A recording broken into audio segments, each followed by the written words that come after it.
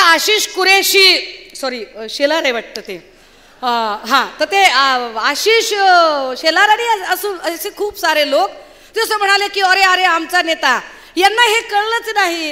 अरे एकवचनी होते रे प्रभू श्रीराम एकवचनी होते. ह्यांचा नेता 72 तासाच्या आत विसरून जातो 70,000 कोटीच्या घोटाळ्याचा आरोप कोणावर केला आणि त्यालाच परत घेतो सोबत. कसले एकवचनी ते आमचे देवा भाऊ इकडे एकवचनी म्हणतात आणि ते सांगतात राष्ट्रवादीशी युती नाही नाही नाही आपा धर्म नाही शाश्वत धर्म नाही कधीही नाही. आणि पहाटे दुपारी 2-2दा लव्ह मॅरेज करतात पळून जाऊ लव्ह मॅरेज करतात. हे कसले लव्ह म्हणजे एकवचनी असण्याची व्याख्या काय असावी यांची. सर आम्हाला ही गोष्ट आवर्जून यासाठी सांगावी लागते कारण काल प्रभू श्रीरामाचे टूल किट ज्यांनी केले त्यांना विसर पडला की तुम्ही श्रीराम आले आणले असं कितीही म्हणालात तरी तुम्ही रामराज्य आणू शकणार आहात का. रामराज्य आणणं जास्त गरजेचं आहे आणि रामराज्याची संकल्पना महात्मा गांधींनी सांगितली होती ती फार महत्वाची.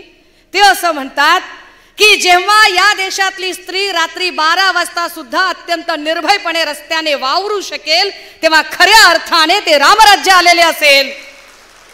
आमची अडचण अशी आहे सर मोदीजींच्या काळामध्ये रात्रीच्या 12चं मला माहित नाही पण दिवसा 12 सुद्धा आमची स्त्री निर्भयपणे रस्त्याने वावरू शकत नाही. हा आमचा प्रॉब्लेम आहे आणि त्यामुळे महिलांच्या अडचणी किंवा महिलांचे प्रश्न मांडले पाहिजेत त्याच्यावर बोललं पाहिजे. पण आपल्यालाच कसा महिला शक्तीचा फार पुळका वगैरे आहे असं सांगणारे लोक ज्यांना याचा विसर पडतो की या देशाच्या प्रथम नागरिक राष्ट्रपती असणाऱ्या महामहिम द्रौपदी मुर्मूजी ज्यांना ना संसदेच्या उद्घाटनाच्या वेळेला ते निमंत्रण देतात आणि सन्मानाने बोलावतात ना कालच्या कार्यक्रमामध्ये म्हणजे महिलांचा सन्मान कसा पायदळी तुडवला जातो सतत महिलांचा अपमान केला जातो. मग त्या खेळाडू महिला असतील किंवा हाथरसच्या महिला असतील उन्नाव कठुआच्या महिला असतील किंवा रोज महाराष्ट्रात किंवा भारतात रोज यांच्या पॉलिटिकल लीडर्सनीच प्रताडित केलेल्या महिला असतील याच्यातल्या एकाही महिलांना ते न्याय देत नाहीत. तरीही त्यांनी असं सांगितलं की ते काहीतरी महिला आरक्षणाचं बिल गाजर दाखवतात आम्हाला. साधं गणित आहे. भारतामध्ये जी काही खासदारांची 543 खासदारांची संख्या आली 1971च्या जनगणनेनुसार 543 खासदार इथे आले.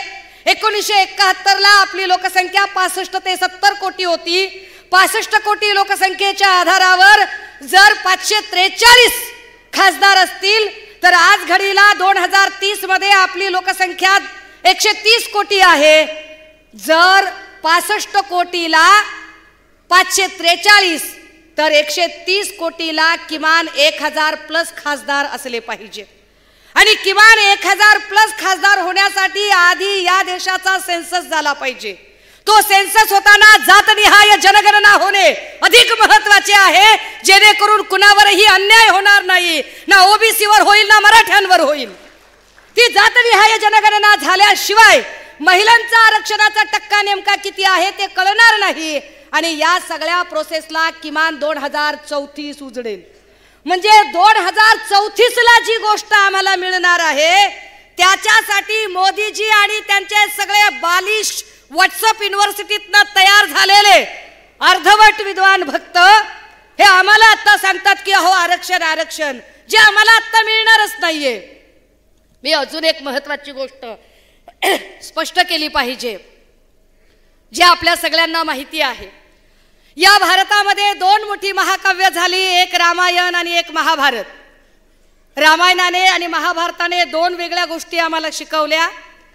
रामायणाने असं शिकवलं की हरिण कधीच सोन्याचं नसतं मृगजळाच्या मागे धावू नये. आम्हाला जे काही भाजपकडून मृगजळाच्या मागे धावायला सांगितलं जाते त्याला काहीच अर्थ नाहीये कारण त्याच्यात वस्तुस्थिती आणि वास्तव काहीच नाही. निव्वळ प्रचारकीय आणि ॲडव्हर्टाइज मुवमेंट आणि मार्केटिंग केलं जाते.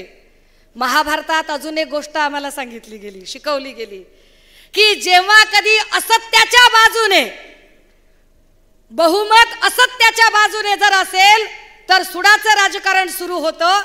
महाभारतामध्ये कौरवांचं बहुमत होतं, सत्ता असत्याच्या बाजूने होती.